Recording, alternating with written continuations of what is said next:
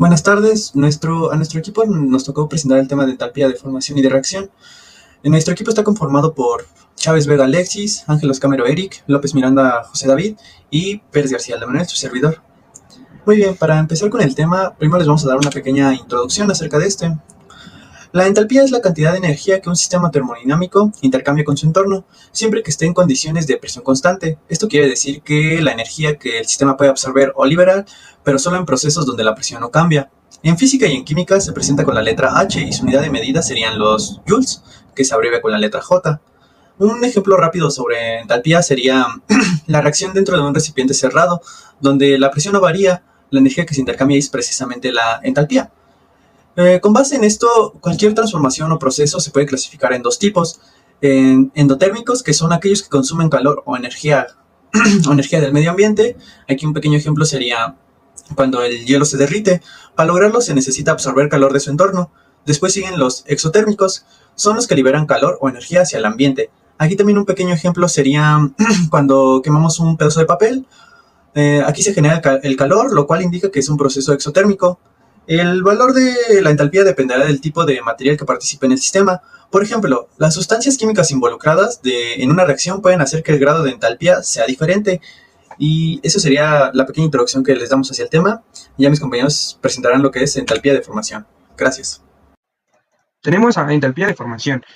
Como definición, tenemos que la entalpía de formación estándar de un compuesto es el cambio de entalpía que se produce cuando un mol del compuesto se forma a partir de sus elementos constituyentes en sus estados normales. Esto quiere decir que es el cambio de energía en forma de calor que ocurre cuando se forma un mol de un compuesto a partir de sus elementos en su forma más estable, bajo condiciones estándares que ésta solicita.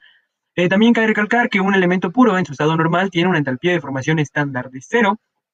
La entalpía de formación se da por definición a una temperatura de 298 Kelvin o 25 grados centígrados y presión de una atmósfera. También cabe recalcar que los compuestos diatómicos no tienen entalpía de formación.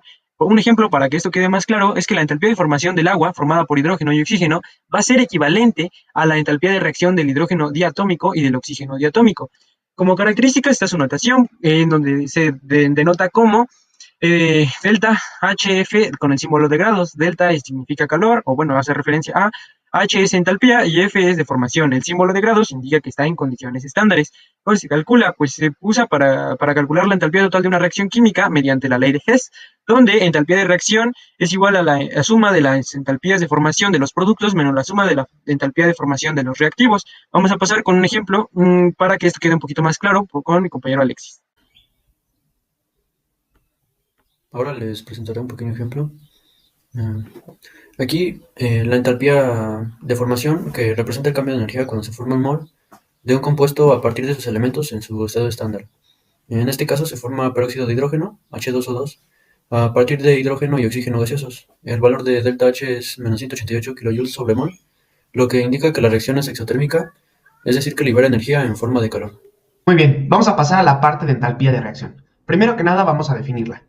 La entalpía de reacción, representada como delta de H de reacción, es el cambio de energía en forma de calor que ocurre durante una reacción química a presión constante.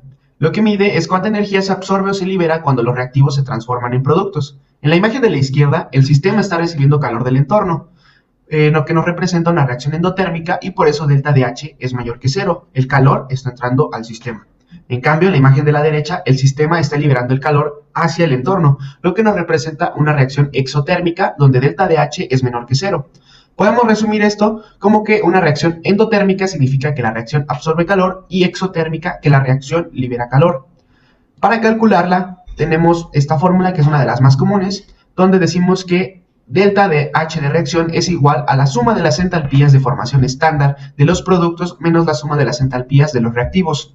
Esta fórmula nos dice que tomamos los valores conocidos de entalpía de formación de cada sustancia, y con eso podemos saber si una reacción gana o pierde calor. La interpretamos de la siguiente manera: delta de reacción es menor que 0 cuando la reacción es exotérmica. Si delta de reacción es mayor que 0, es una reacción endotérmica. Entonces, eso sería todo por mi parte. A continuación, mi compañero Alexis les va a explicar un pequeño problema para que esto quede más claro. En este ejemplo se muestra cómo calcular la entalpía estándar de una reacción química utilizando las entalpías de formación. La reacción es monóxido de carbono más medio mol de oxígeno gaseoso y produce dióxido de carbono.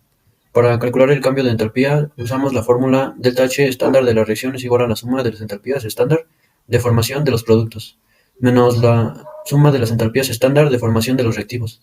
Sustituyendo los valores tenemos ΔH es igual a menos 393.5 menos paréntesis menos 110.5. Y esto da como resultado ΔH es igual a menos 280 kilojoules. El valor negativo nos indica que la reacción es exotérmica, lo que quiere decir que libera energía en forma de calor.